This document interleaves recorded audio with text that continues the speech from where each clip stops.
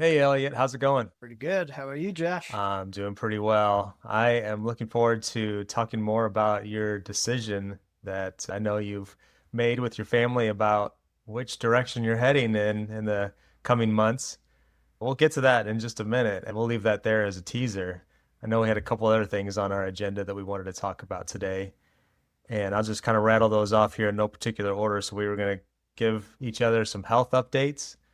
We were going to talk about a little bit of investing that I've been doing here lately as the markets have been down.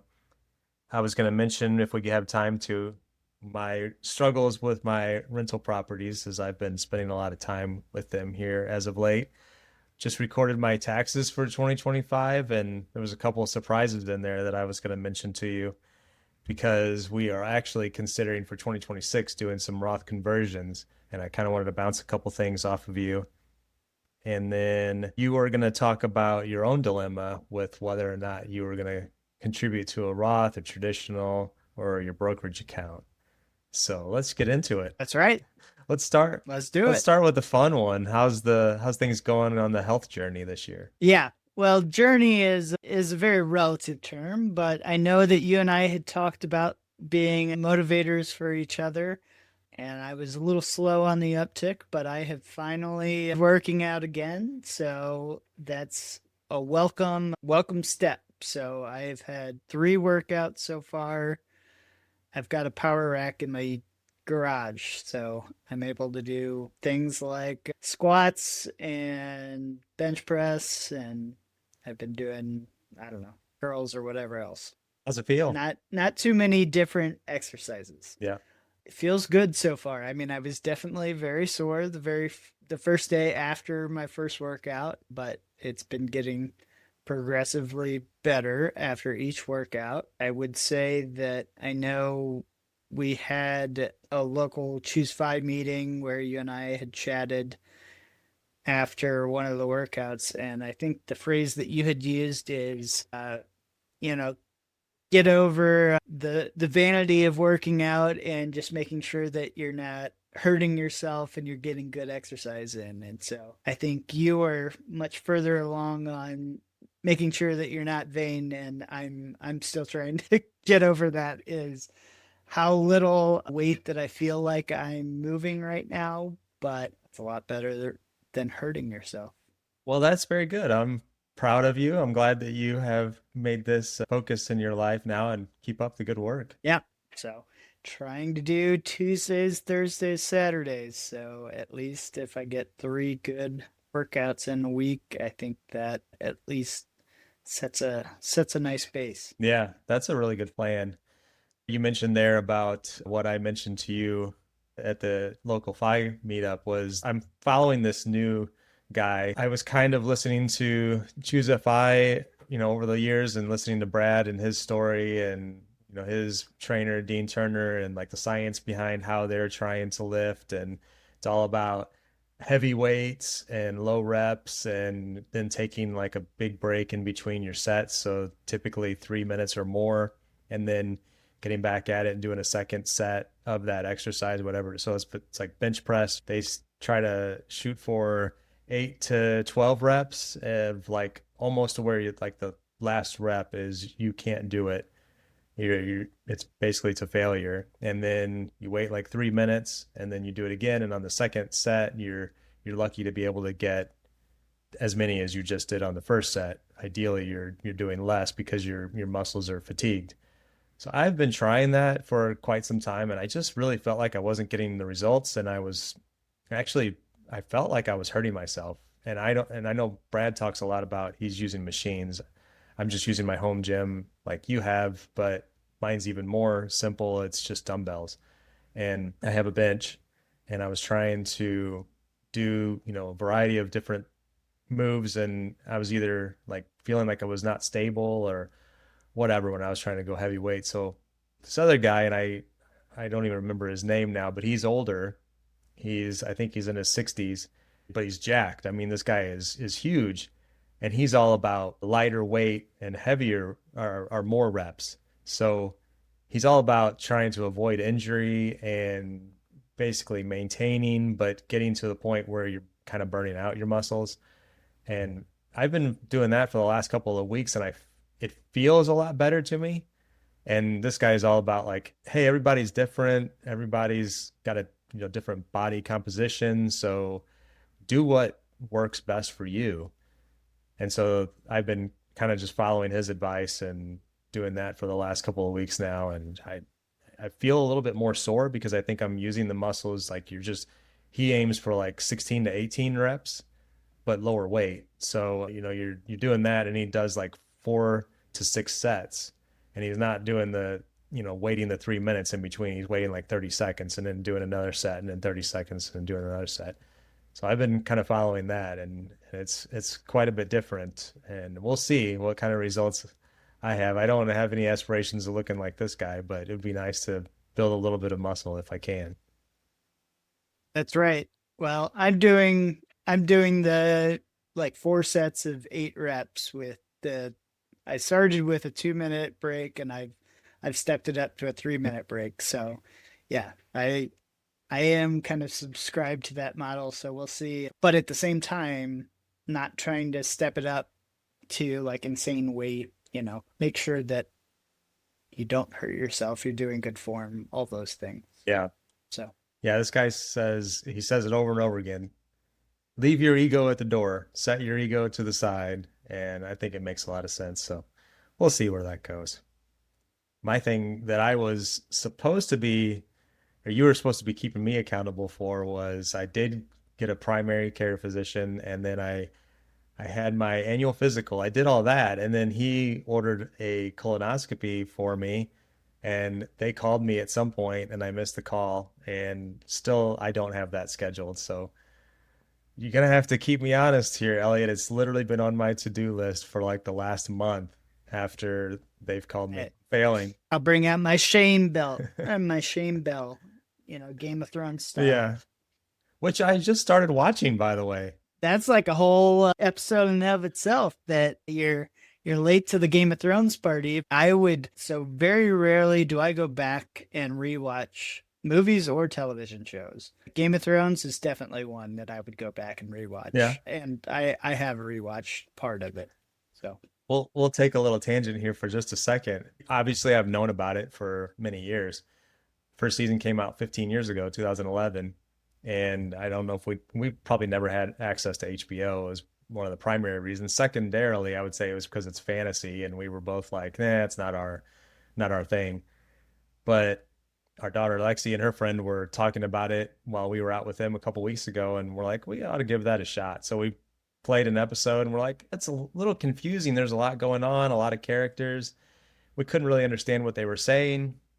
So the second episode, we turned on closed captioning, and wow, that was a game changer. We were like, okay, we can read along, and now we can understand what they're talking about. And now we're hooked. And Lori, like all the time, she's like, we were out last night, and she's like, I just want to get back home and watch Game of Thrones. So I don't blame you. Yeah, that first watch through a Game of Thrones, I mean it was darn near a religious experience in my house at the time. That was when I was house hacking basically. Is I had a bunch of male roommates in my house that I owned, and yeah, Sunday nights when it came out, dun dun dun dun dun, dun. Yeah, we were all in. So everybody sat down. It was probably 8 o'clock at night on a Sunday, and Game of Thrones time was sit down, shut up. wow, that's cool. Yeah, now we have the advantage of we're watching whenever it's convenient for us, and so we're watching an episode a night here. We just finished season 1 last night, so yeah, it's pretty good. Many many good things to come. Yeah. All right, getting back on topic here. So, any other things that you wanted to talk about in the world of health before we move on? I don't think so. Any help or advice that you need from me? One of the biggest things, and I mentioned this to you when we were at our local chapter meeting, was like I've lifted in the past, but going through different programs and different, what type of workout routine that you're actually going to do I mean, of course, I think the real answer to that is whichever one you're going to keep on doing, that's the one that you do. But the program that I followed years ago was called Starting Strength by Mark Ripito. He is like a mountain of a man and was very like, I don't care about what you look like, whatever.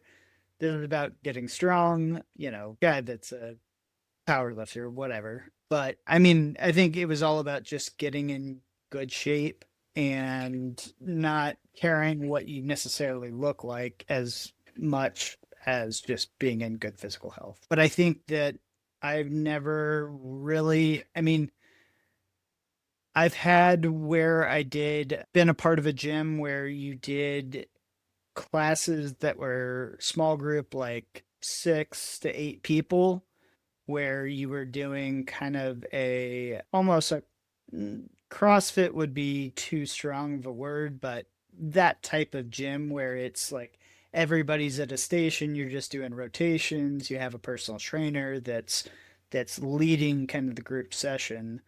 There are still some of those kind of compound movements that I don't know, for lack of a better term, they just scare me. As like I'm going to do things in the wrong way, so like deadlifting is a good one. I started to do a deadlift in my first workout going back to this, and I was like, man, I don't know. Like, I mean, even it was low weight, but I'm like, the chance of me hurting myself is just too great that it's not worth it. So trying to make sure that I vary the exercises that I'm doing to get the body composition that I actually want without just repeatedly working the same muscle groups all the time.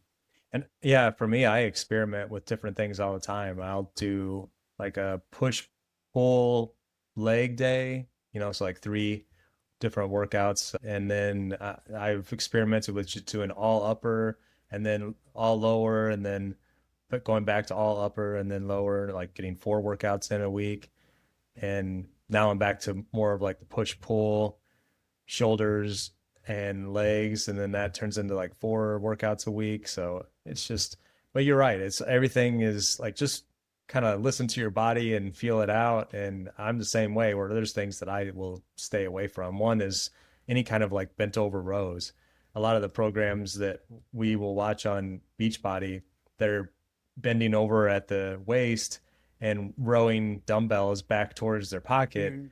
And man, I mean, there was several times when Lori and I both tweaked our lower back, and then you're out for like 2 weeks. And I just stay away from those now. And I'm doing like one arm with some kind of support or just trying to do more pull ups or whatever I can for the back muscles to avoid hinging at my waist. And even like you said, deadlifts and things like that can be pretty, if you don't have the best form and technique or you're not holding your muscles like you're not sucking your abs in and holding tight, there's a good opportunity to hurt yourself there.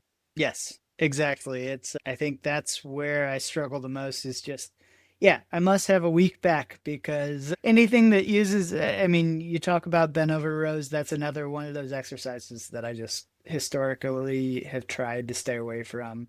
And like you're saying, I have done the one arm just with dumbbells, going back to your pocket. Like that's I think a lot easier to do than I've done full barbell rows and like yeah, this just kind of scares me. So yeah, I avoid them.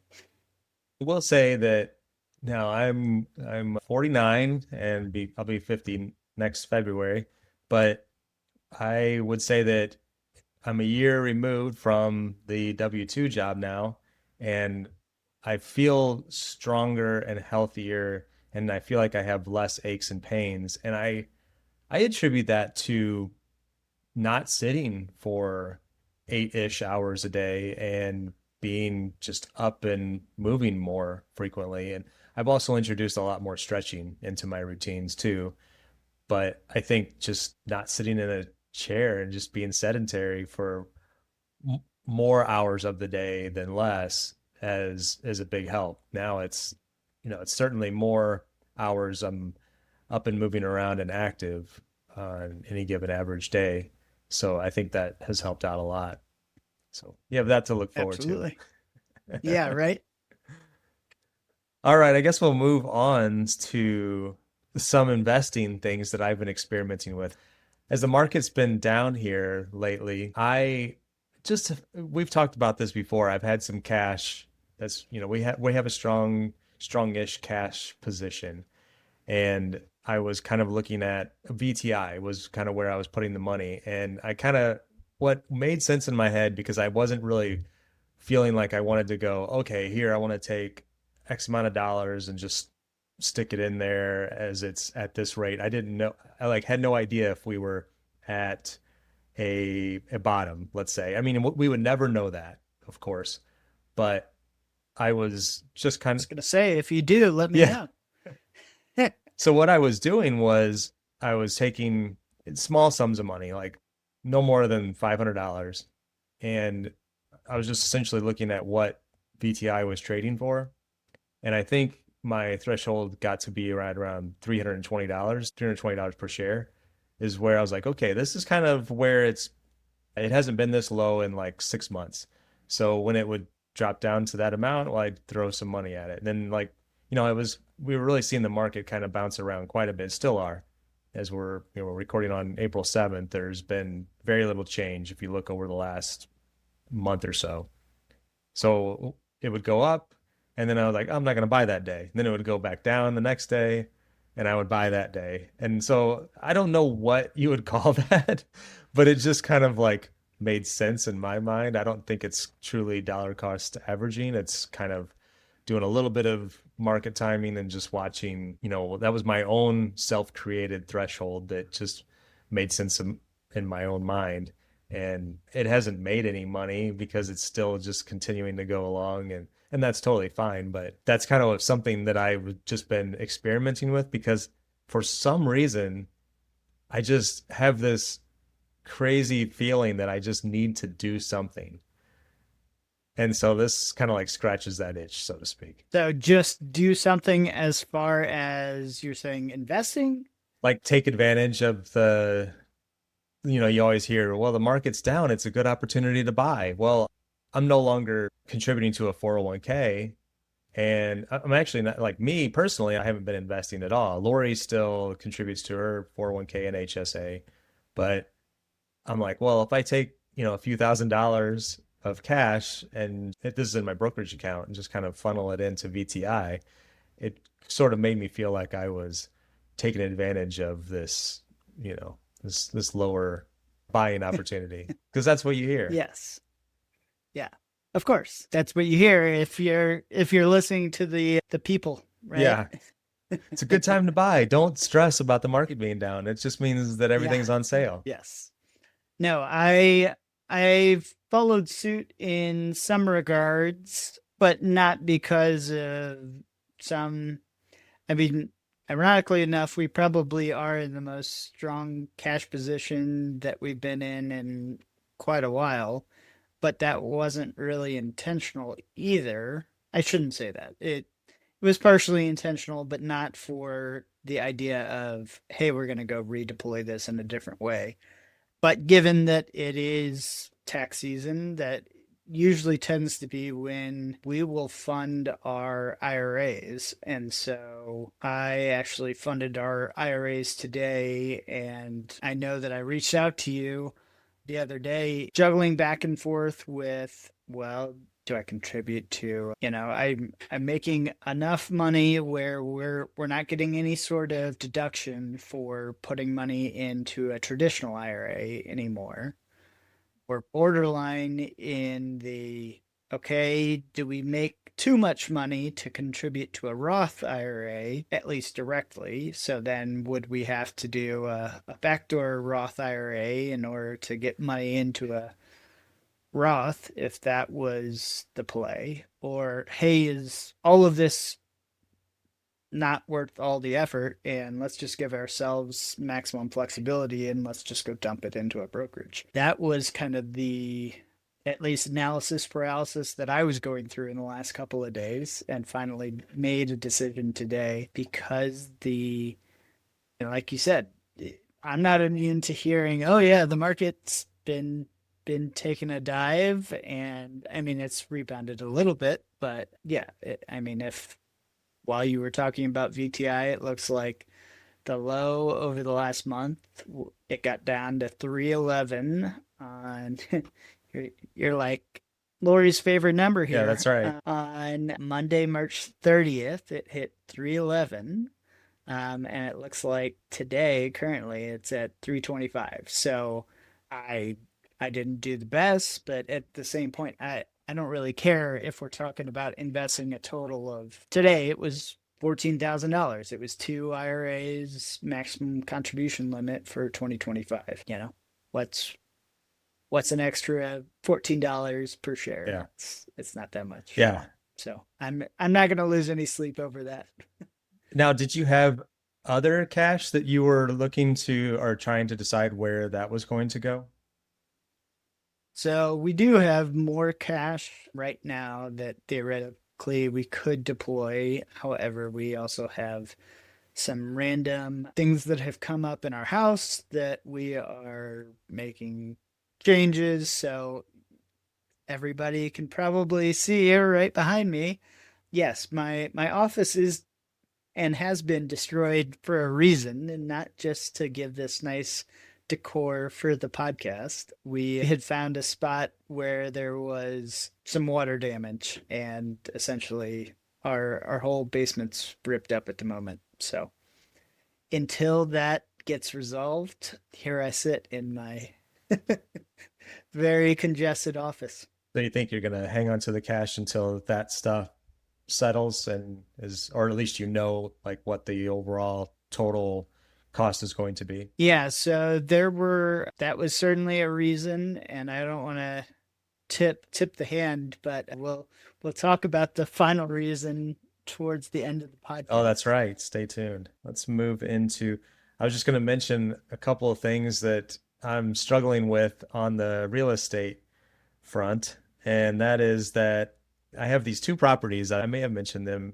here before. I can't recall, but one that is vacant currently. It's like a tenant turnover situation, and I'm kind of going in and doing a bit of a light rehab that kind of, I guess, got a little, yeah, light rehab that's gotten a little bit, it got a little bigger than I anticipated that it would have.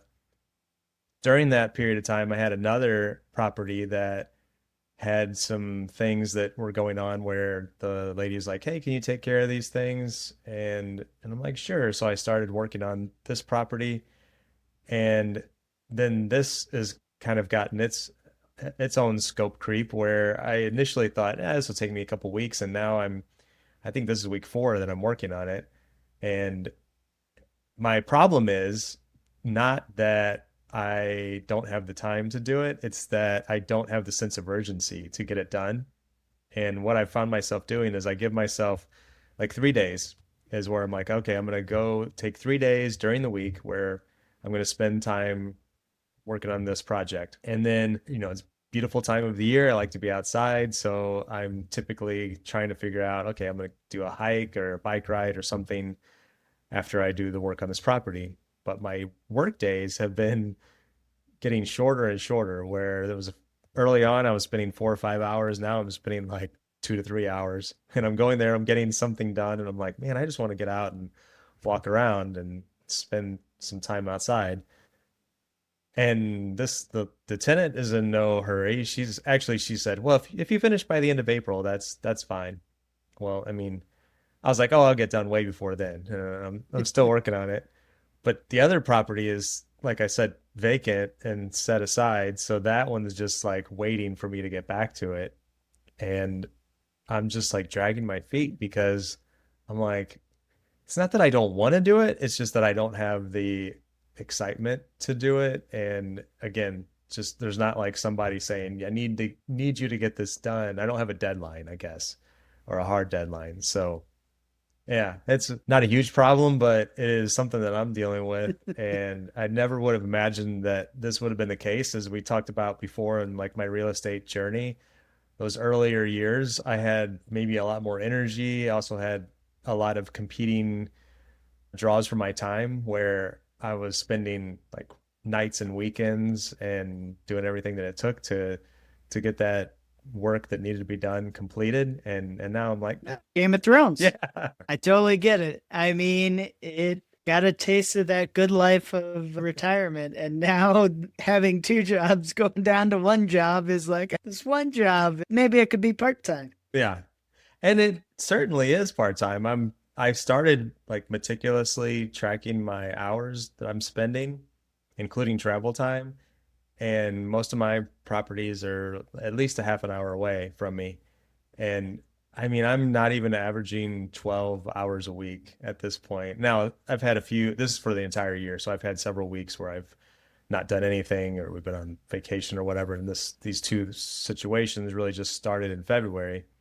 But yeah, I'm like below part-time at this point and or extreme part-time.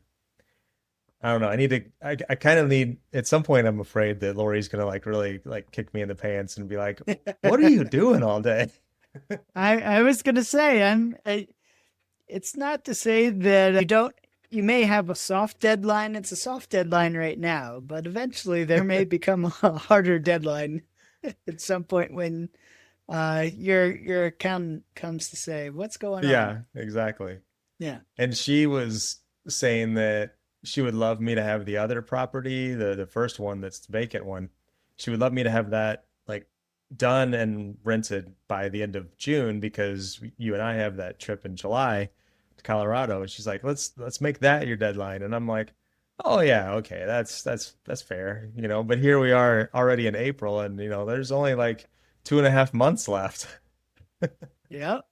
And there's a lot of work to do at that one. So we'll see how it goes. But it's not a good, as a small business owner, it's not good to be in this situation where I'm like, hey, this is my asset sitting here and it's not making me any money. It's just the other properties are they're you know they're all one big pile. So it's not like I'm losing money or you know whatever. It's just I don't have much of a sense of urgency. Right. I don't know.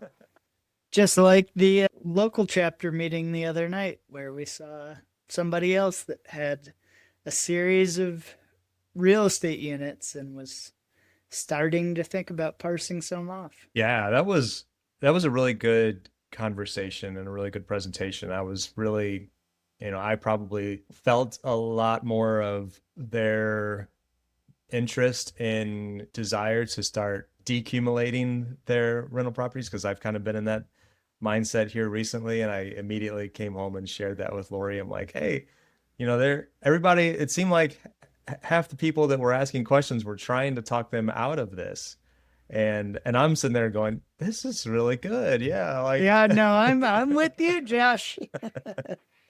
Turns out what doesn't call at midnight or when you're on traveling in Africa yeah, is my good buddy VTI. Never calls. never calls. Pays on time every month.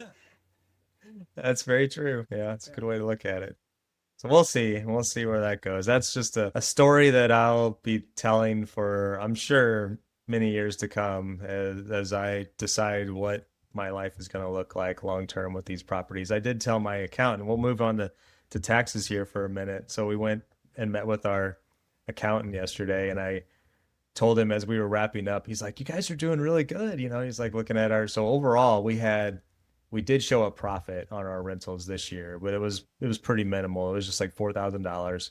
But after you factor in all your depreciation and all of those sorts of things, we had a pretty decent year for 2025. And I don't think 26 will be as strong. Like I said, we got one property that's already been vacant for 4 months now, and it's going to have several more months to go. But I mentioned to him that I wanted to have some more time to talk through some things with him outside of the tax season, just to say, hey, what if we started selling these properties? This is what I think it looks like, but I definitely want to get a second opinion because there was some things that I missed as I was estimating our taxes for 25. And he's like, oh, he's kind of of the mindset of like, you want to hang on to these things for the rest of your life and then pass them down Yeah. to your heirs. And I'm like, my kids don't want to have any part of this, you know? And he's like, you're kidding me. And I'm like, no, they don't. And he said, well, you know, they can just, if they were to inherit them, they could just turn around and sell them and they don't have to pay any taxes on that. So, Sure. I mean, there's that, I guess. That's great if I decide I want to keep them for the rest of my life. But the other thing that I guess along with this, and we were talking about your dilemma of where you were going to stick your money. I made kind of a maybe a poor choice during 2025 where I had this little bitty teeny tiny taxable account. It was like $3,000 and it was in Vanguard. I set it up like years and years ago. And I was like, you know what? I'm just going to move this money into my Roth account. So it was like $3,000, not a big deal, but I guess I didn't fully understand that it gets counted right along with the rest of your income. It just looks like Income. ordinary Yeah. income. Uh-huh. And so whenever I was estimating what I thought our taxes were going to look like for 2025 after I only had like 4 months of W-2 income, I was actually using some AI to kind of walk me through some of the like, here's our numbers, what are things going to look like, and I was trying to wrap my head around all of our rental depreciation and what that was going to look like. So I thought that we were going to perhaps get a refund for the first time in many years. I thought we had overpaid. And there's been a lot of more recent years that we've had a sizable tax bill at tax time because we don't have our children are grown, so we don't have that. And our income had grown significantly. So I thought we were going to get a refund. It turns out we pretty much broke even. We owed a little bit to federal, and then we have a refund coming from the state. So we were like negative $150 overall. You can't really get too much better than that. But I was disappointed because I thought we were going to get like maybe $3,000 to $4,000 in refund, and it didn't happen. So the reason why it didn't happen was because I made that Roth conversion. Crucial Yeah, error. Yeah. and we showed a profit on our rental after I thought we were actually going to show a loss. So those are things that like year to year the rental side, if you're not like really on top of it, it can be kind of misleading in how it's actually going to end up being reported with depreciation and the things that you spend money on and whether or not able to be captured this year or spread out over many years. So where I thought we were going to have a loss, we ended up having a bit of a profit. And don't move your taxable account to your Roth account unless you have extremely low income. Yeah. As far as taxes, I'm pretty much done with mine. I just need to kind of check it over, make sure that I've dotted my I's, crossed my T's. But as of right now, I'm getting a refund of less than $20 from the Fed, and I owe the state just over $100. So I'm like, all right, I did pretty darn good. That's about as close as I think I've ever come to actually zero. That's So awesome. Yeah, that's yeah, very close. and that was with Dawn actually turned a profit on her business this year Really? as well. So Was that intentional, or is there anything that you guys can do as a small business that's are you able to depreciate anything or not like real yeah, estate? not too much. There's not like real estate where we have a giant asset that we're Yep. depreciating. I mean, there are some things that are depreciable assets, but nowhere near the size of a house and all the you know expenses that come along with it. Yeah. Well, that's good for you. I mean, having that as a line item as qualified income, profit, or whatever that you are adding on to your income and knowing kind of what tax bracket you guys are in. And you just said that you were like near the threshold for whether or not you can contribute to a Roth. Like, that's pretty impressive that you're able to nail it down to within that $100 or so. Yeah. I mean, I don't know how impressive it is. It's just that when I see all the numbers on the summary sheet. Yeah. But yeah, no, I mean, nice to have something because usually we tend to be in the crowd that has the giant refund. Granted, we have three dependents, so yeah, we've got a nice little buffer there. I have a friend who told me the other day that he was getting a pretty sizable refund, and I was thinking, I actually think I said it out loud, like, oh, you could change that to where you have that money throughout the year. And he's like, oh, I like getting that big lump sum, around this time of year. And I mean, I get it. That's kind of like your almost like a forced savings in a way, but it's an interest-free loan to the government, and you're losing any potential interest that you could have made on that money throughout the year if you just had the, I guess, discipline to say, okay, if I make that adjustment, even if you had that outcome for this year.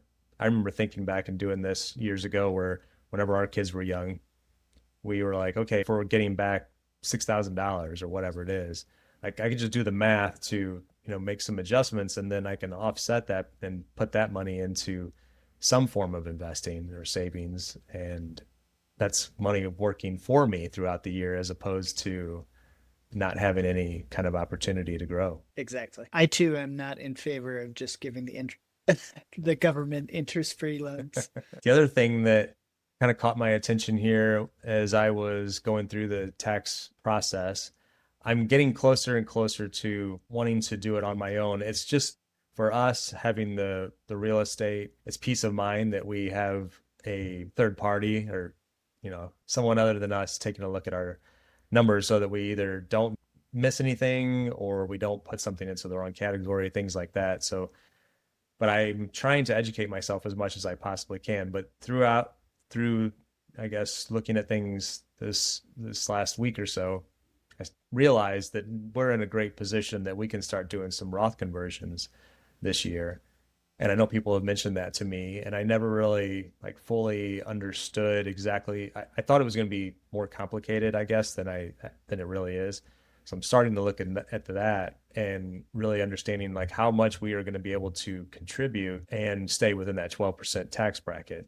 It's pretty significant because Lori's adjusted gross income plus our married filing joint tax deduction brings her income way down, and that leaves a whole lot of room to be able to do that. And that's something that hadn't really been strongly on my radar. I was just thinking that when Lori retires, we'll just start a 72T. And even though I haven't really, I don't know all the ins and outs of that. I've heard enough about that to know that that's a viable option. But now I'm starting to think that who knows how long she's going to work, and we may just be in this situation where we're doing a Roth conversion ladder for a period of time, and who knows, and she may work another 5 years. I hope she doesn't, but at least that'll give us some level of flexibility. Yeah.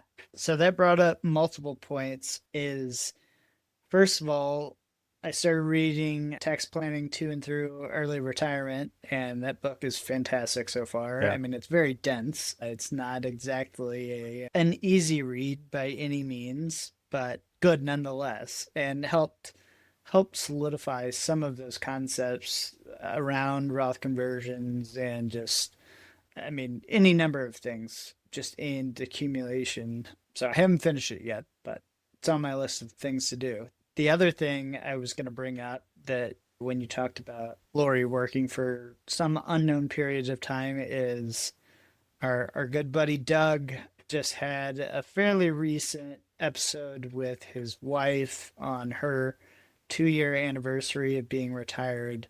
I actually took a screenshot of it. The 39th minute. You and Lori should go listen to that together.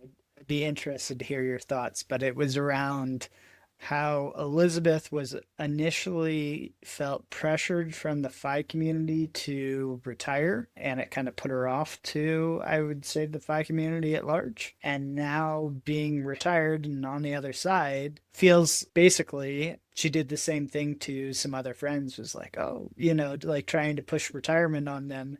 And somebody kind of pushed back on her gently but firmly and said, like, thanks, but no thanks. Like, stay in your lane. Yeah. So yeah, it was very interesting to hear them kind of interplay off of that, and obviously how Elizabeth has been on both sides of that equation. Yeah, So I love those conversations between them on Mile High Fi. I listened to that one as well, and I had intended to listen to it again with Lori, but we hadn't gotten around to it yet. But I know exactly what you're referring to, and I think that I did tell Lori about that episode, and I mentioned that I think that I see some similarities between her and Elizabeth, and I think it would be a good one for her to listen to as well. So thanks for reminding me on that one. I made a note for myself. Absolutely. All right. We are 40 plus minutes into recording here, and we buried the lead.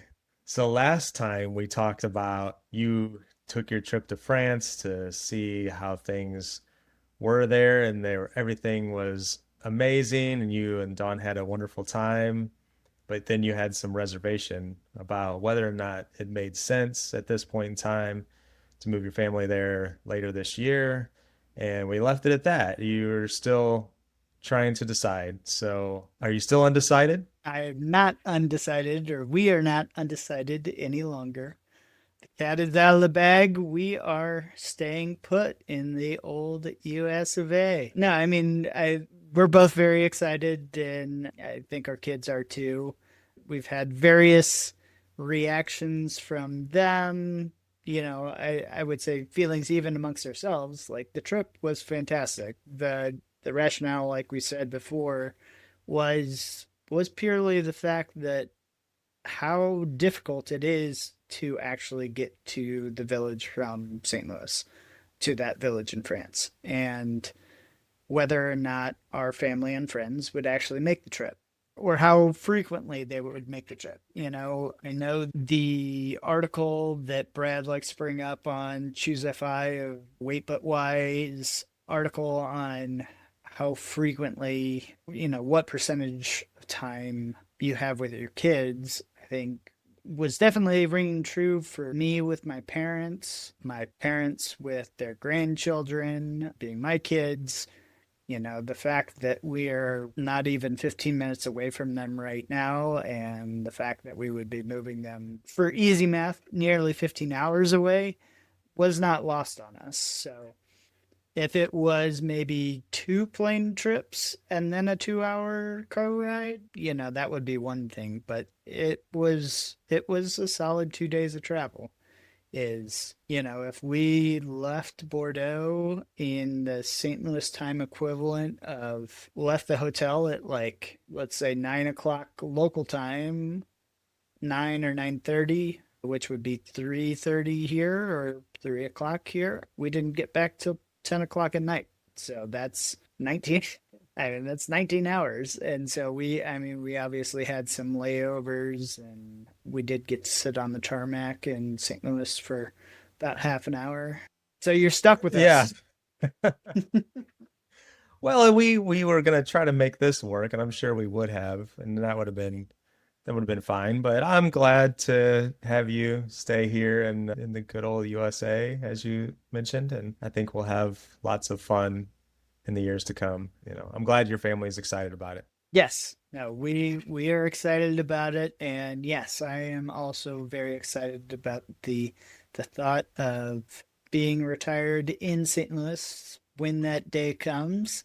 Obviously, it's not the same timeline that we were planning to run off to France, but that's okay. It's really good that this is something that people really need to do. I mean, you had the idea that this was going to be what your life was going to look like, and then you went and tested it out, and like that part of it was great. I mean, it would have been a completely different story if you would have had a terrible time there and things just didn't work out. But you had a great time, which was good, and it was just thinking through all of the potential challenges of traveling back and forth and how much you wanted your family to be a part of your extended family to be a part of your immediate family.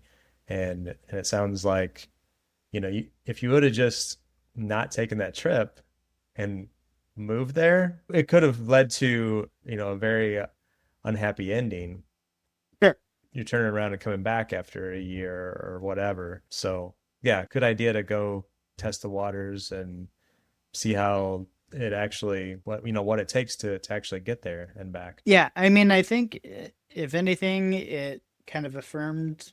I mean, both things is that we made a good decision in where we thought we wanted to go. I mean, we didn't want to be in a place that We didn't want to be in a Paris. We didn't want to be in a place where there was a major metropolis. And so that does inherently make it more difficult to get to. But, just realized that that time commitment was just too great for the people that we want in our life to be around enough that it's meaningful throughout our lives. And so it affirmed also the way that I like to think that I actually process information is, hey, I have a thought, I have a hypothesis, I want to try it out. If I get new information, I'll adapt. And so, as I'm known to do, flip flopped, and here we lie. Well, and you go down a path I've noticed of like quick action as well. And you're not one to like him and haw over a choice as long as maybe I would.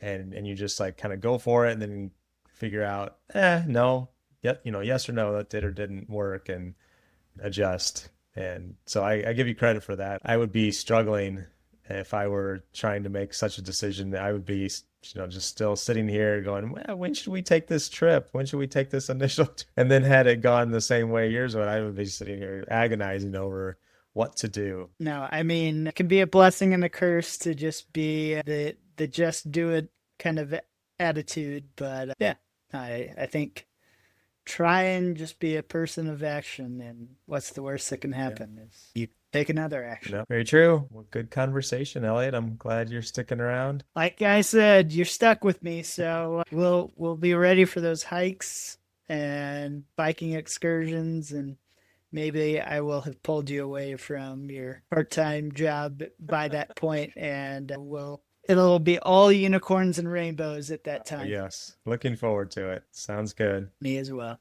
Sounds good. Well, thank you for sticking along with us, and we'll catch you on the next one.